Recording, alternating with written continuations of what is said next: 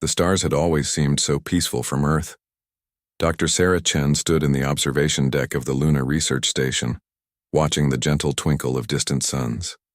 She never imagined that one day those same stars would bring visitors who expected her entire species to bow down. The first sign came as a ripple in space itself. The station's sensors screamed warnings as massive ships materialized from nowhere, their dark hulls blocking out whole sections of the starfield.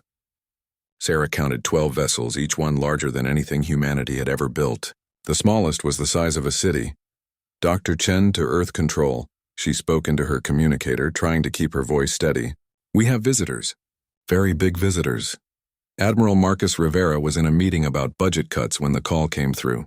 Within an hour, he stood in the hastily assembled crisis room deep beneath the Pentagon, staring at images that changed everything humanity thought they knew about the universe. They're not responding to any of our signals, reported Lieutenant Colonel James Park. Radio, laser, even mathematical sequences. Nothing. Maybe they don't want to talk, suggested General Amanda Cross. Or maybe, Rivera said quietly, they're deciding whether we're worth talking to. The answer came 3 days later. A single ship, smaller than the others but still massive, moved toward Earth. It stopped just outside the orbit of Mars and sent a message that every radio and television on Earth received simultaneously. The voice was deep and mechanical, speaking perfect English, Chinese, Spanish, and dozens of other languages all at once. Primitive species of the third planet. I am Admiral Zekthai of the Dominion Council, speaking for the Galactic Empire. Your world now belongs to us. Prepare for integration into our civilization. Resistance will result in the elimination of your species. The message played 3 times, then stopped. The ship waited. In emergency meetings around the world, leaders argued about what to do. Some wanted to surrender immediately. Others demanded they fight, even though they had no weapons that could scratch those massive ships. President Maria Santos of the Earth Defense Coalition listened to hours of debate before making a decision that surprised everyone. Send them a message, she told Rivera. Tell them we'd like to talk. Rivera stared at her. Ma'am, with respect, I don't think they're interested in conversation. Maybe not, Santos replied. But we won't know until we try. The response went out on every frequency Earth could broadcast. The message was simple. We are the people of Earth. We received your message. We would like to arrange a meeting to discuss terms. We believe there might be options that benefit everyone. For 2 days, nothing happened. Then the alien ship moved closer to Earth and transmitted coordinates in space between Earth and Mars. They want to meet, Rivera reported. They're sending construction ships to build some kind of station. Sarah Chen volunteered to join the diplomatic team.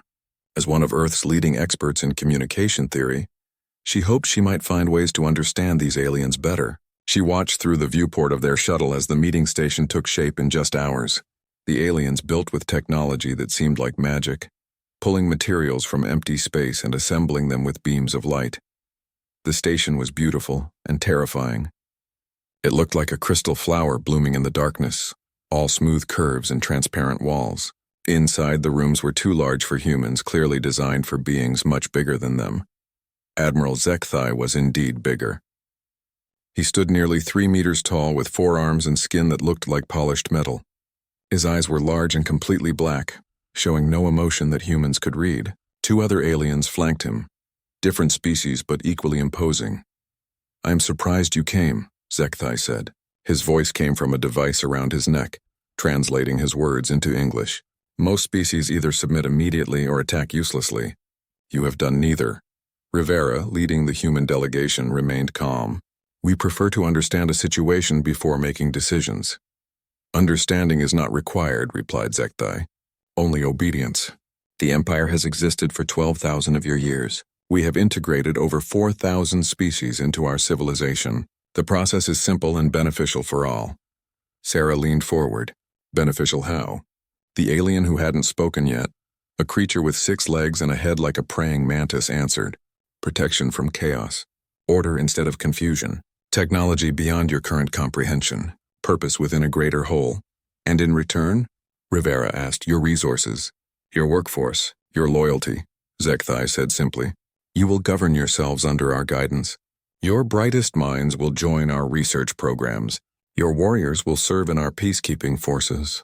Your world will be safe and prosperous.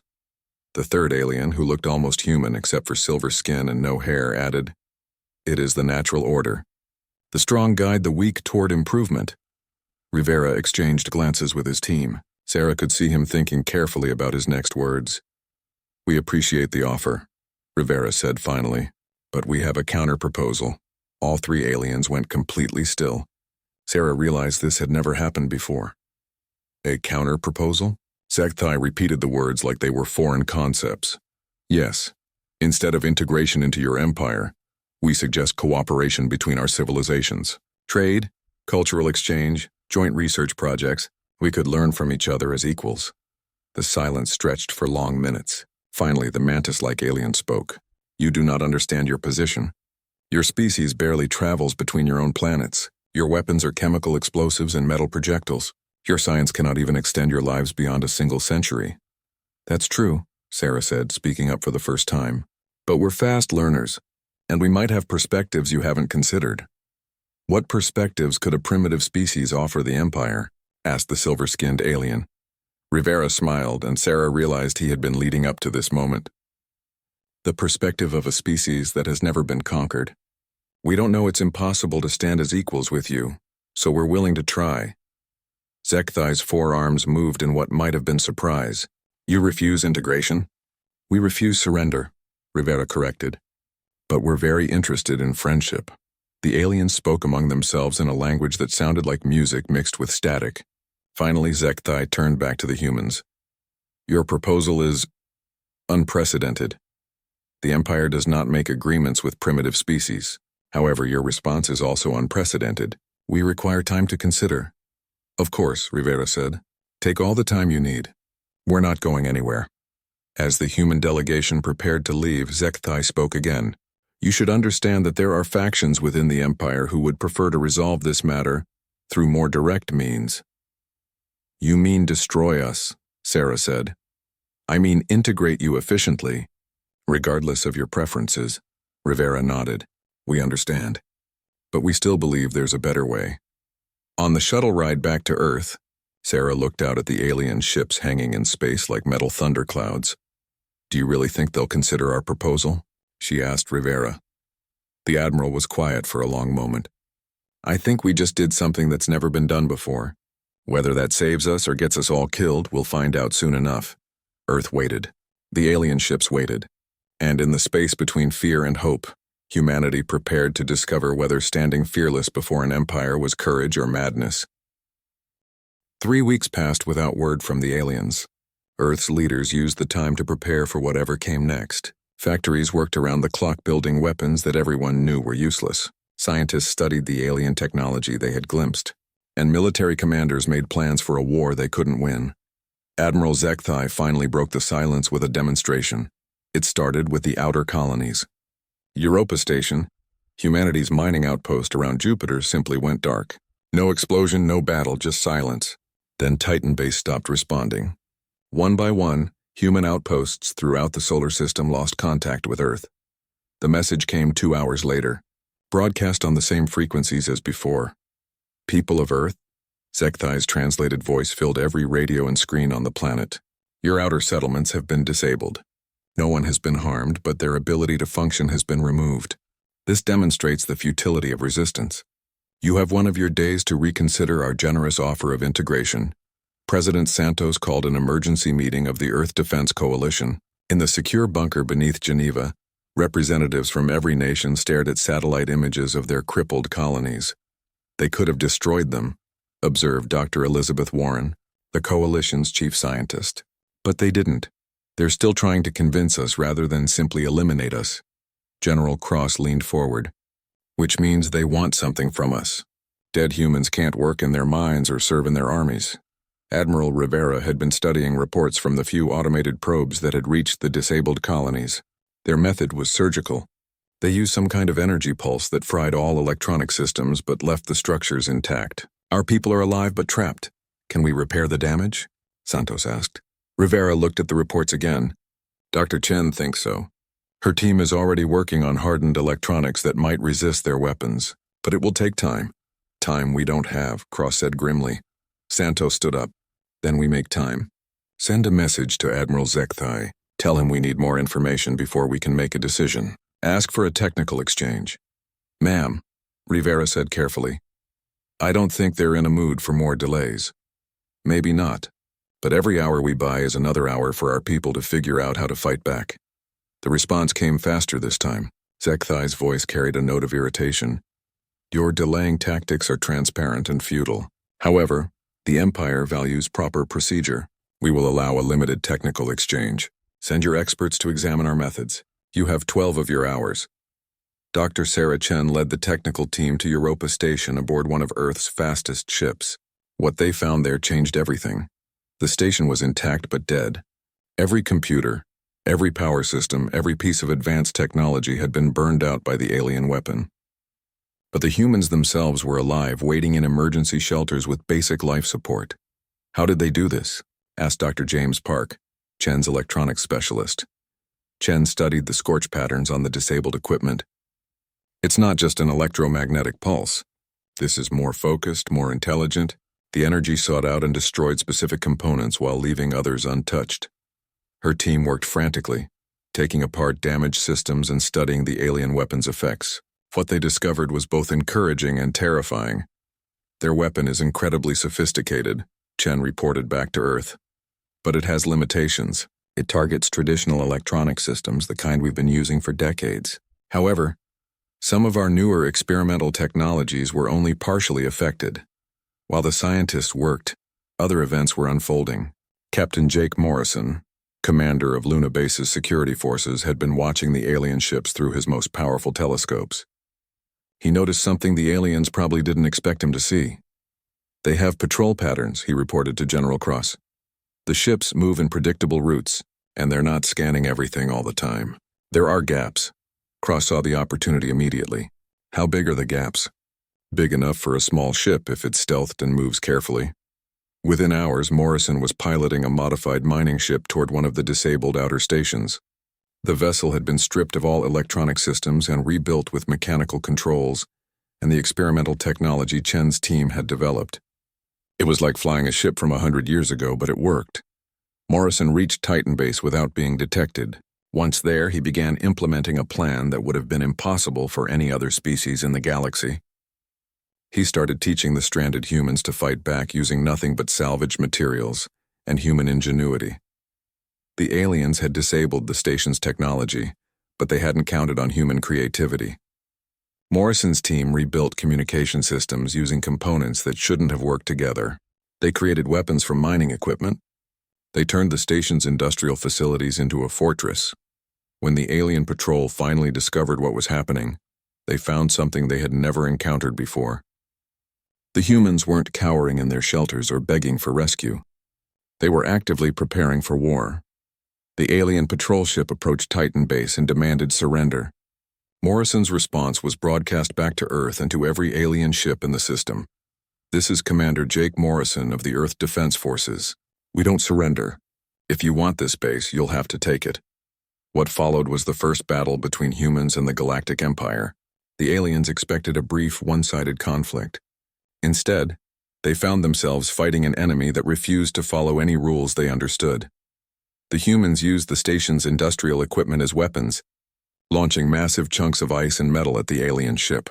When the aliens landed troops to take the base by force, they found corridors turned into deadly mazes and humans who fought like cornered animals. But it wasn't just desperation that made the humans dangerous. It was their ability to adapt and improvise. The alien soldiers were trained for conventional warfare against species that fought in predictable ways. Humans did nothing predictably. Morrison's forces used deception, setting up false positions and ambushes. They turned the station's life support systems into weapons, flooding sections with freezing gas or superheated steam. They hacked into the aliens' own equipment using methods that shouldn't have worked but somehow did. The battle lasted 18 hours. When it ended, the alien forces had technically won. They controlled the station, but they had lost nearly half their troops, and Morrison's forces had escaped through maintenance tunnels to continue fighting from the base's lower levels. For Admiral Zekthai, watching from his command ship, the battle was deeply troubling. His forces had never taken such casualties against a primitive species. Worse, the humans had demonstrated capabilities that his analysts insisted should have been impossible. The real shock came when his technical teams examined the human weapons and defenses. The humans had rebuilt advanced technology from scrap metal and spare parts. They had created new solutions to problems the Empire had solved differently thousands of years ago. And somehow their improvised systems worked better than they should have. Back on Earth, the reports from Titan Base sent shockwaves through the human leadership. They had hurt the aliens. Not badly, and not enough to win, but they had proven that the Empire could bleed. General Cross studied the battle reports with growing excitement. They're not invincible. They're just used to fighting enemies who think like they do. Dr. Chen had been analyzing captured alien technology from the battle. Their systems are incredibly advanced, but they're also rigid. Everything is designed to work in specific ways. When we do something unexpected, their technology doesn't know how to respond. Admiral Rivera saw the bigger picture. We're not going to out-technology them, but we might be able to outthink them. President Santos made the decision that would define humanity's relationship with the galaxy. No more delays. No more negotiations. Send a message to Admiral Zekthai. Tell him that Earth's answer is no. We will not submit to integration. We will not surrender our freedom. And if he wants to take our world, he's going to have to fight for every inch of it.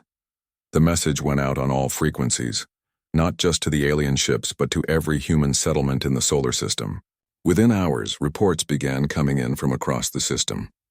Humans everywhere were following Morrison's example, turning their homes into fortresses and preparing to fight.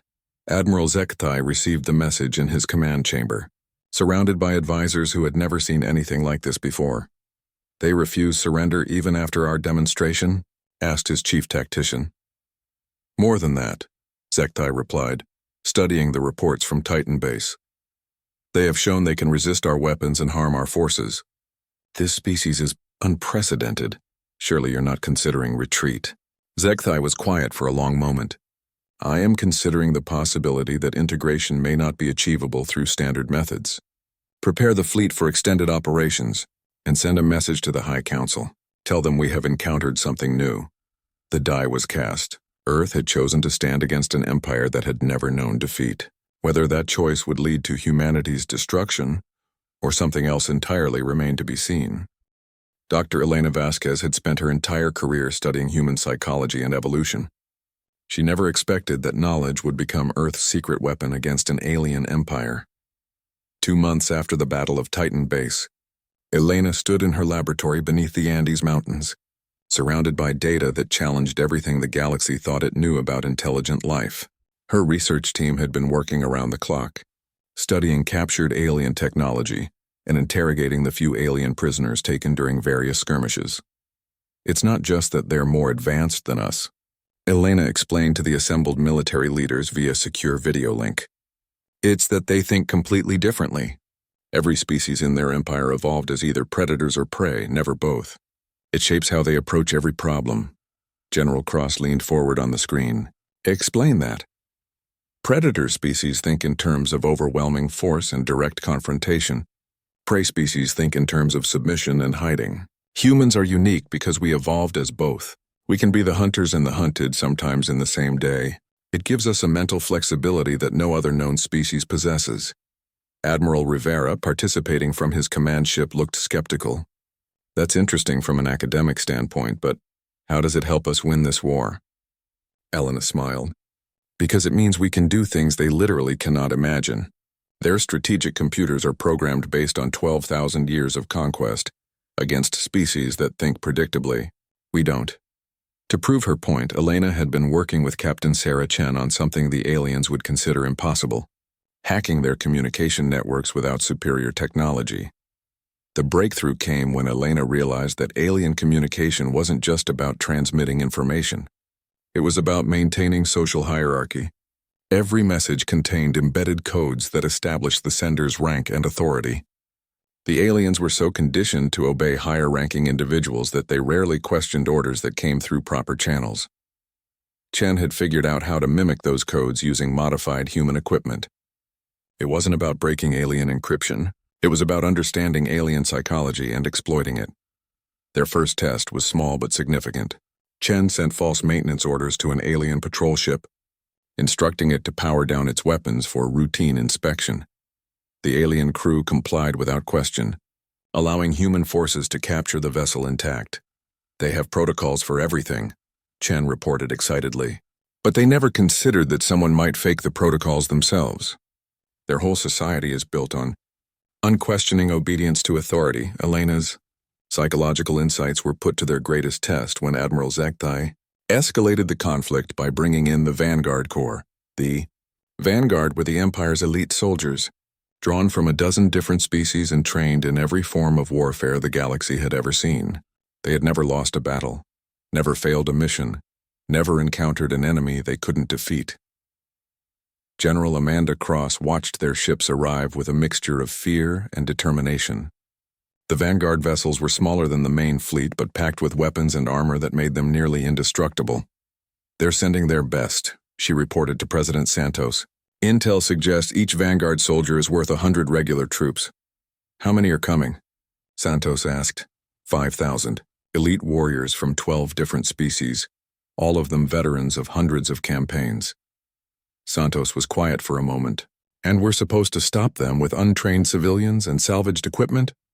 "Not stop them," Cross replied. "Outthink them."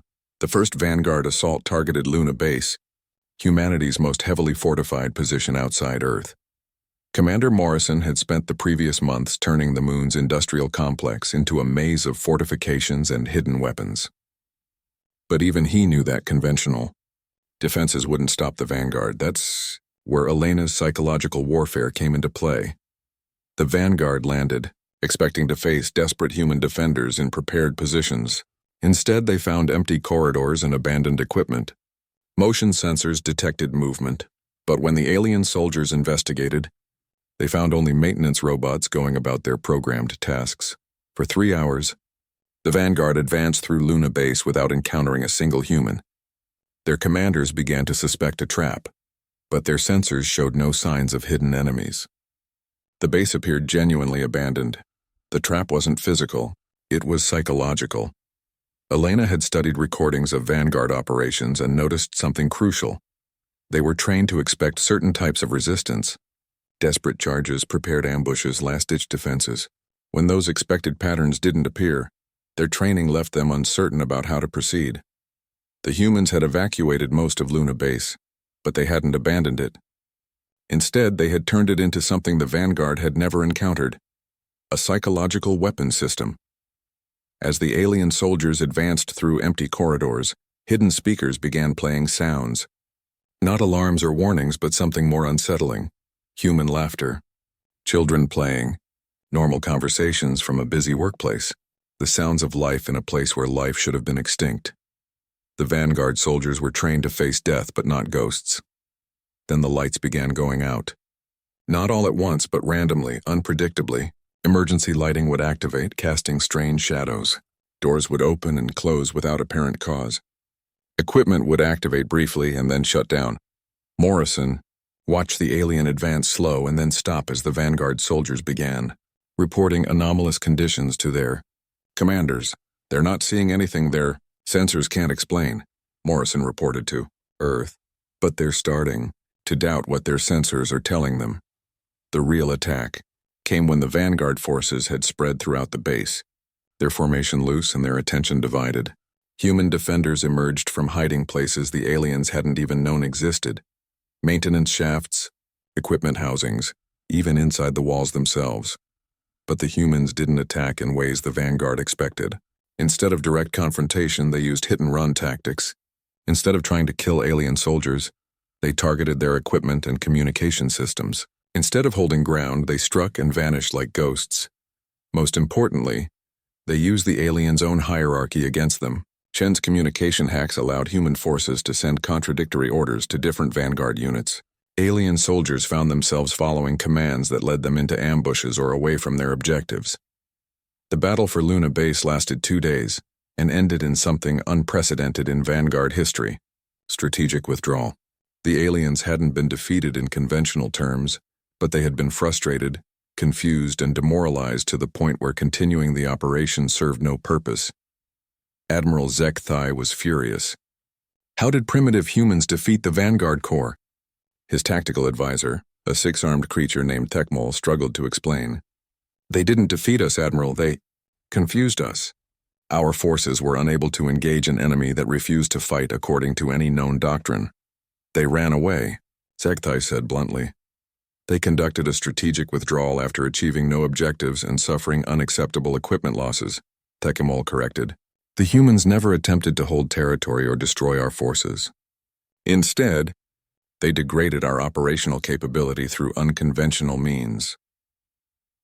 Elena Vasquez was studying reports of the Luna base operation when she made a discovery that changed humanity's entire strategy. The aliens weren't just confused by human tactics, they were actively disturbed by them. Look at these communication intercepts, she told the War Council. The Vanguard soldiers aren't just reporting tactical difficulties. They're requesting psychological evaluations. They're asking for reassignment. Some are refusing to participate in future operations against human targets. Admiral Rivera leaned back in his chair. We're not just fighting them. We're traumatizing them, exactly. And the effect is spreading throughout their forces. Alien soldiers who haven't even fought humans are becoming hesitant and uncertain because of stories from those who have. General Cross saw the implications immediately. We're not winning through superior firepower. We're winning through superior psychology. Elena nodded. Every species in the Empire fights according to their evolutionary nature. Predators attack directly. Prey species surrender or hide. But humans can switch between predator and prey mentality instantly, often within the same battle. It creates a form of psychological warfare that other species literally cannot comprehend. The next phase of Elena's strategy was even more ambitious. If they could use human psychology to confuse alien soldiers, what could they do to alien commanders? Working with Chen's communication specialists, Elena began broadcasting fake intelligence reports throughout the alien fleet. The reports described human capabilities that were technically possible, but completely outside alien experience. Stories of human soldiers who could survive in vacuum without protection. Tales of human commanders who could predict enemy movements through intuition. Accounts of human weapons that worked by principles the aliens didn't recognize. None of it was entirely false, but all of it was presented in ways that made humans seem more alien and unpredictable than any species the Empire. 6 months into the war, Admiral Zekthai received orders that changed everything. The message came directly from the High Council on the Empire's capital world, transmitted on frequencies reserved for the most critical communications. Admiral Zekthai, your continued failure to integrate the human species has become a source of concern throughout the Empire. You are hereby authorized to use extreme measures. If the humans cannot be integrated, they must be eliminated. Sterilize the planet. Zekthai stared at the message for a long time. In 12,000 years, the Empire had only ordered planetary sterilization 3 times. Each time it had been against species that posed an existential threat to galactic civilization. The humans, despite their stubborn resistance, hardly seemed to qualify, but orders were orders. Zekthai began preparing his fleet for orbital bombardment. On Earth, Dr. Elena Vasquez was working on something that would have been impossible without the months of psychological warfare that had come before. She had been studying the alien prisoners captured during various battles, learning about Empire society and culture. What she discovered gave her an idea that was either brilliant or completely insane. The Empire isn't a military organization, she explained to President Santos and the War Council. It's a psychological construct. For 12,000 years, it has maintained control through the belief that resistance is futile. Every species that has ever joined did so because they believed they had no choice. Admiral Rivera looked skeptical. What's your point? My point is that we've already broken that belief. The Empire's own soldiers are starting to doubt their invincibility. If we can spread that doubt far enough, fast enough, the Empire might collapse from within. General Cross frowned. You're talking about reaching billions of beings across thousands of worlds. How could we possibly do that? Elena smiled. The same way the Empire maintains control, through their own communication network. For months, Captain Sarah Chen's team had been improving their ability to hack alien systems. They had started by mimicking maintenance orders and false intelligence reports, but Elena's plan required something much more ambitious. taking control of the Empire's primary communication network and broadcasting to every world simultaneously. It's impossible, Chen said when Elena first proposed it. Their communication system spans the entire galaxy. Even if we could break their encryption, which we can't, we don't have the power to broadcast that far. We don't need to break their encryption, Elena replied. We need to convince their system that our message has legitimate authority. And we don't need our own power source. We need to use theirs. The plan Elena outlined was so audacious that it took the War Council 3 meetings to even understand it. The Empire's communication network was designed with multiple redundancies and security protocols. But like everything else about the Empire, it was based on rigid hierarchy and unquestioning obedience to authority. Elena had discovered that the highest level of authority in the Empire's communication system belonged to something called the Convergence Protocol. It was an emergency system designed to allow the High Council to communicate with every world simultaneously in case of galaxy-wide crisis. The Convergence Protocol can only be activated by the High Council themselves, Chen explained. Even if we could fake their authorization codes, which we can't, the system requires biometric confirmation from multiple council members. We don't need to fake their authorization, Elena said. We need to convince them to authorize it themselves. What Elena proposed was a form of psychological warfare so subtle that the aliens wouldn't realize they were being manipulated until it was too late. Using their captured alien prisoners and their knowledge of Empire hierarchy, the humans would send carefully crafted messages designed to make the High Council believe there was a galaxy-wide emergency requiring immediate communication with all worlds. The messages would contain just enough truth to be believable and just enough misdirection to trigger the wrong response. Reports of rebellions on outer worlds, intelligence about enemy fleets gathering at strategic points, warnings about communication breakdowns that required immediate network-wide testing. You want to trick the most powerful beings in the galaxy into giving us access to their communication system? Rivera asked. Exactly, Elena replied. And then we're going to tell every world in the Empire something they've never heard before. That resistance is possible. The operation required perfect timing and flawless execution. Chen's team spent weeks crafting the false intelligence reports and finding ways to inject them into the Empire's data streams. Elena worked with the alien prisoners to understand exactly how the High Council would respond to different types of crisis. Meanwhile, Admiral Rivera had been implementing the second part of Elena's plan. If they were going to broadcast to the entire galaxy, they needed something worth saying. And that meant recruiting allies from within the Empire itself. The idea came from studying the psychological profiles of alien prisoners.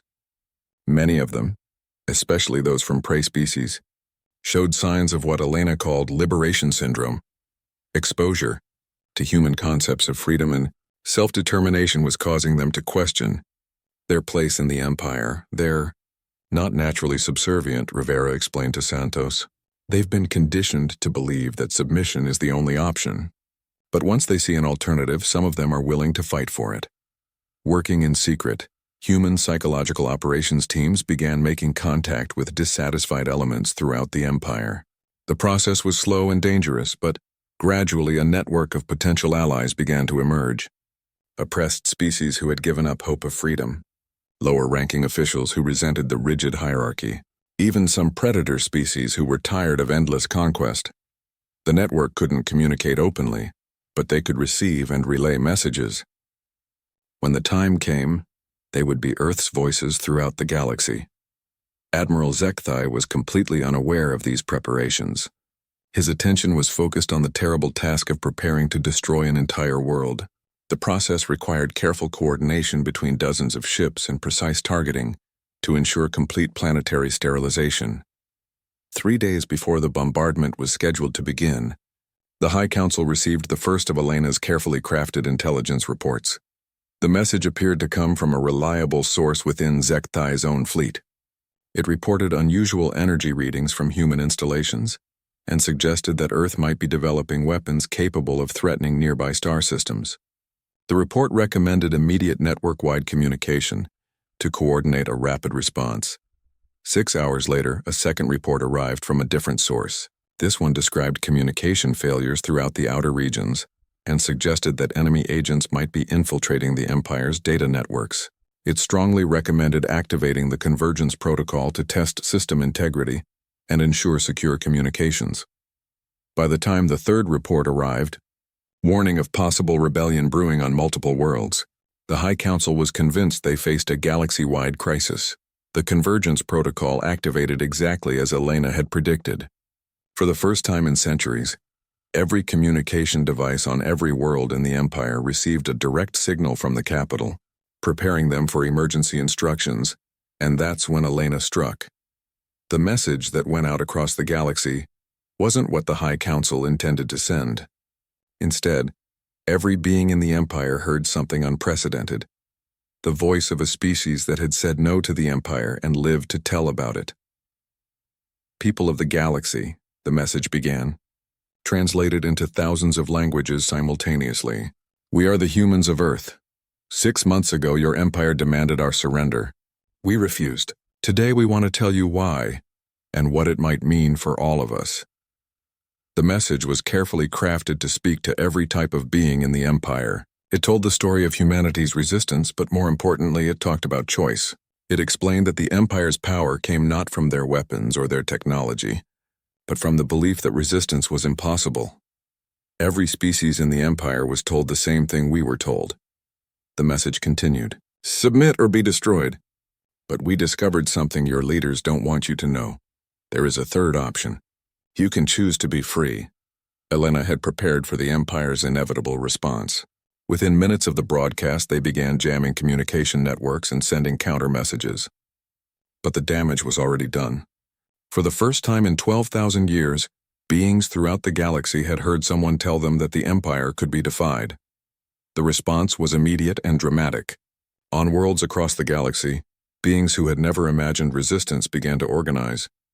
The network of allies that Rivera had cultivated went into action, spreading the message further and providing practical advice on how to resist imperial authority. Within days, the Empire was facing something it had never encountered, a galaxy-wide crisis of legitimacy. Rebellions broke out on dozens of worlds. Imperial officials found their orders questioned or ignored. Transport ships carrying crucial supplies were sabotaged or captured. Admiral Zekthai watched his ordered universe collapse into chaos from the bridge of his flagship. The throne chamber of the High Council had never seen chaos like this.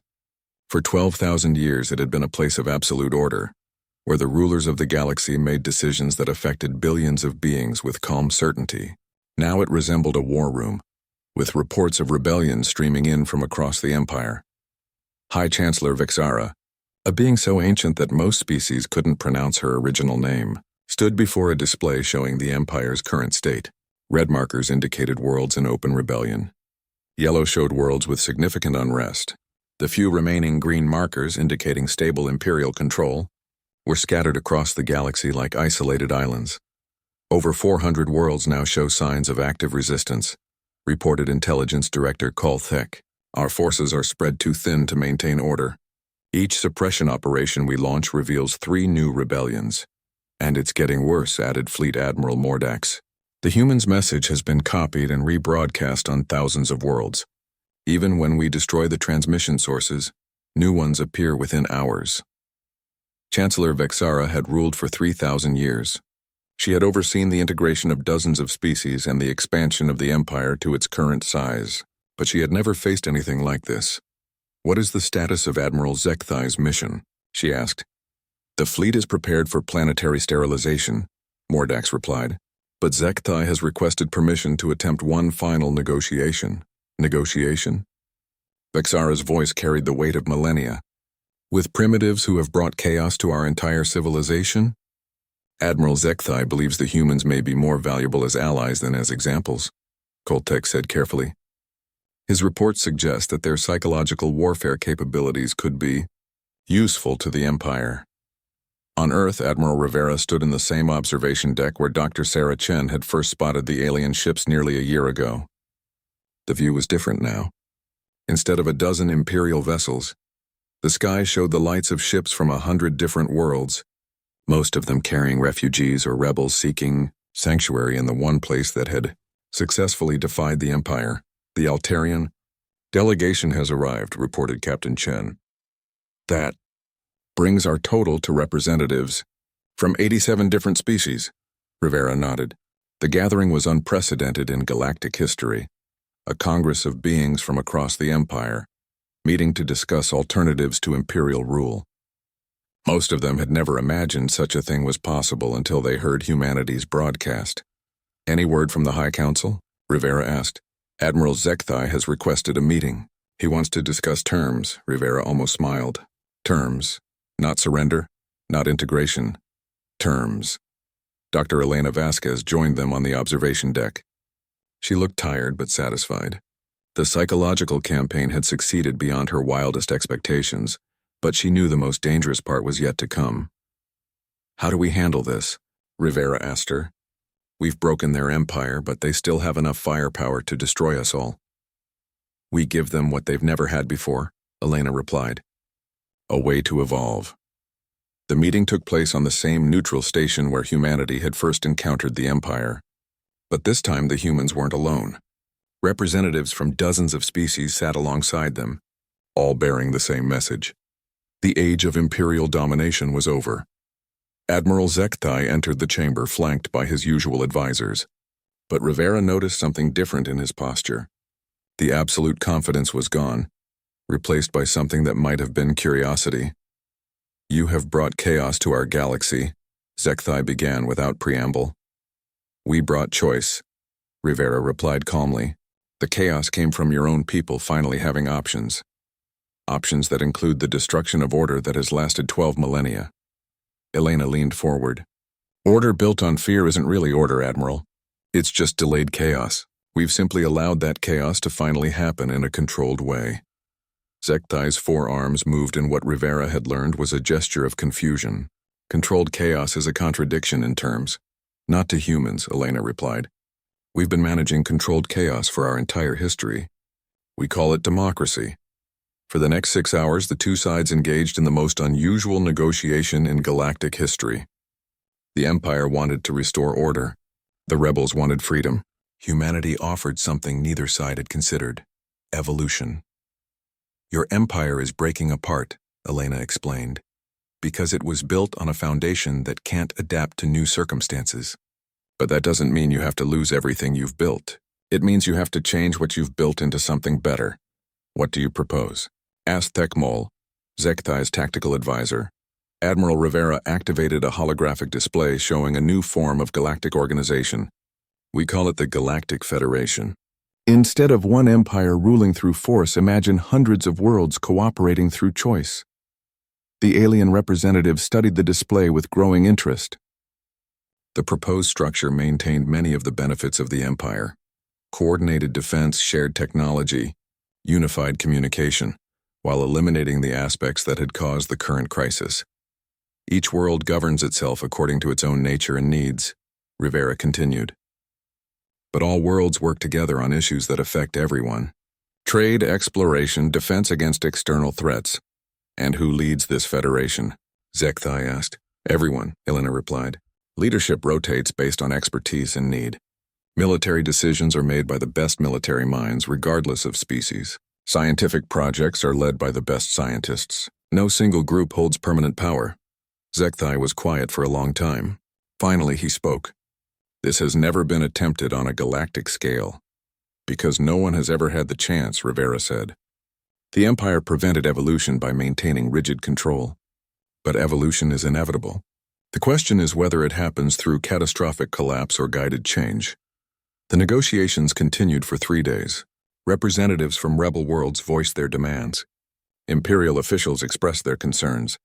Human mediators worked to find common ground between species that had been enemies for generations.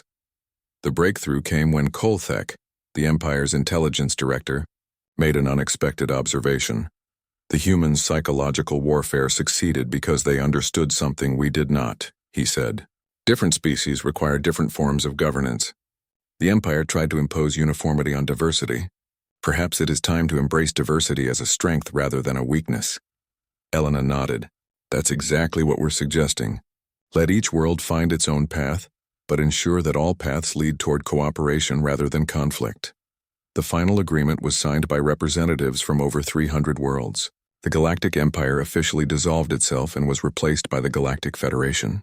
Earth became one of the founding members, with humanity taking a leading role in developing the new organization's psychological and diplomatic protocols. Admiral Zekthai was offered the position of Federation Defense Coordinator. To everyone's surprise, he accepted. Why? Rivera asked him privately after the ceremony. Because, Zekthai replied, in 12,000 years of conquest, I had forgotten what it felt like to face an interesting challenge. Your species reminded me that growth comes from adapting to new circumstances, not from eliminating them. 6 months later, the Federation was dealing with its first major crisis. A hostile alien force from outside the galaxy had been detected approaching from deep space. For the first time in galactic history, hundreds of different species worked together to develop a response. Admiral Rivera, now serving as Earth's representative to the Federation Council, watched the coordination efforts from the Federation's new capital station. Ships from dozens of worlds moved in perfect harmony, their crews working together despite fundamental differences in biology and psychology. Dr. Elena Vasquez joined him at the observation window. Do you think it will work? She asked. The Federation, or stopping the invasion? Both. Rivera was quiet for a moment, watching a human engineer explain something to a group of alien technicians. A year ago, those same species were trying to conquer us. Now they're asking for our advice. I'd say we've already succeeded beyond anything we could have imagined. Elena smiled. The Empire thought they were adding another conquered species to their collection. Instead, they found something they didn't know they were looking for. What's that? Teachers.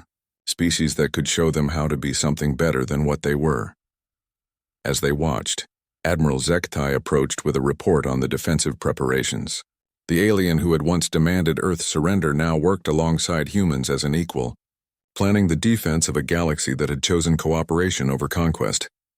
The Federation fleet is ready, Zekthai reported. 200 ships from 37 different worlds operating under unified command.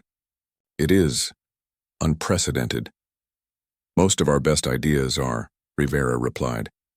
The external threat was defeated 6 months later through a combination of superior technology, innovative tactics, and the kind of coordinated effort that would have been impossible under the old empire.